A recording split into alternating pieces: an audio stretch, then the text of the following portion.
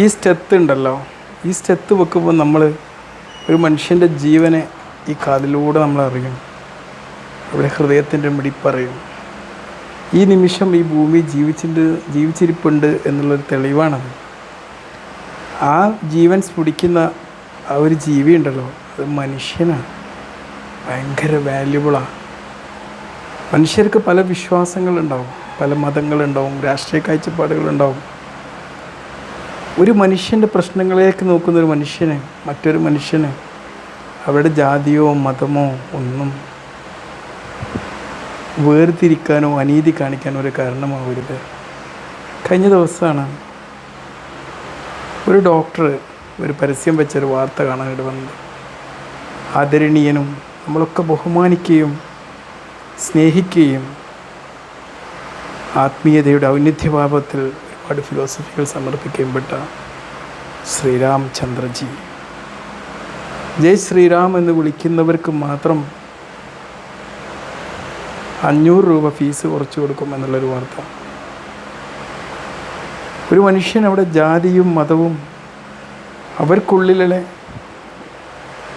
ചിന്തകളും മനോഭാവങ്ങളും അറിവുകളും പാരമ്പര്യവും ഉണ്ടാക്കി കൊടുത്ത ഏതോ ഒരു വളരെ നിസ്സാരം ഒരു മനുഷ്യൻ എന്ന് പറയുന്നത് വിശാലമായ പ്രപഞ്ചത്തോളം വ്യാപ്തിയുണ്ടെങ്കിൽ അവൻ ഉൾക്കൊള്ളുന്നവൻ്റെ വിശ്വാസത്തിനും മറ്റുമൊക്കെ അതിൻ്റെ ഒരു സൂക്ഷ്മ കണികയുടെ പ്രാധാന്യ ശരീരത്തിലുള്ളൂ.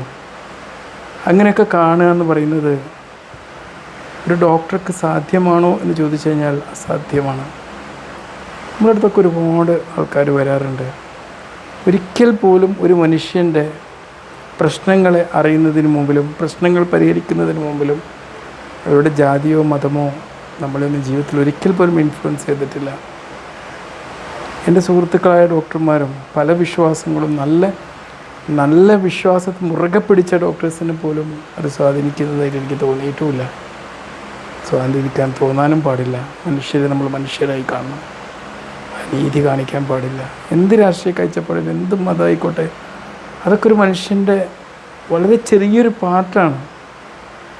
ഈ തലച്ചോറിലൊരു സ്ട്രോക്ക് വന്നാൽ പിന്നെ അതൊന്നും അവരറിയ പോലുമില്ല.